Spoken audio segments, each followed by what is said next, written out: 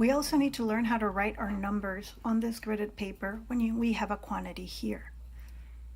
We're going to make our own quantity, and in this case I'm going to just choose a quantity randomly, maybe like 3,000 and 100 and 2 tens, 4 units. Now that I have my quantity, I need to write it on my paper. So I'll get an underlay to protect the table, and I'll get my pencil. And our papers have squares, and we're going to start in this first square with the units. How many units do I have? 4. How many tens do I have? That's the next category, the next square. 1, 2. I'm going to write 2. What about here?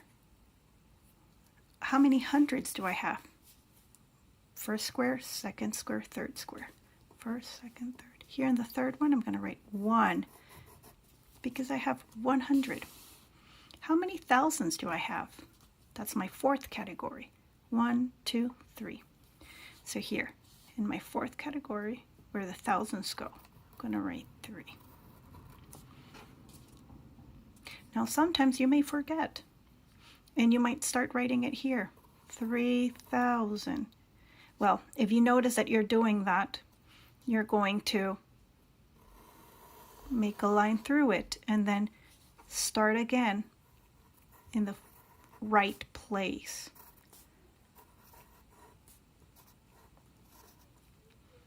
Okay, now if we didn't have these many and we only had maybe, let's clear our board,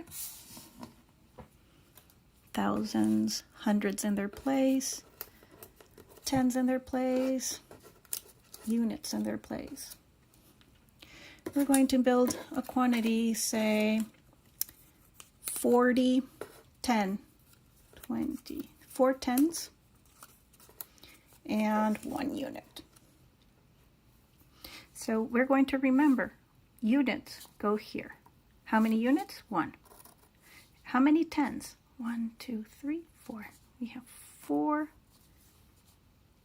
tens. That's how we're going to write them. Units will always go here.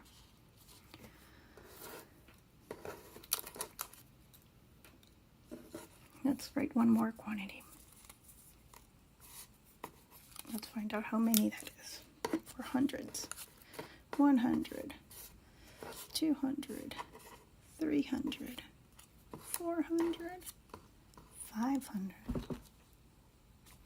And let's say that I want to have 3 tens,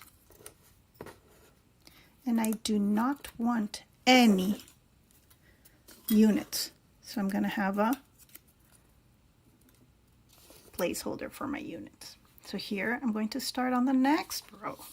How many units? None. If I don't have any, I'm going to write in a 0 for not any. How many tens do I have? 1, 2, 3.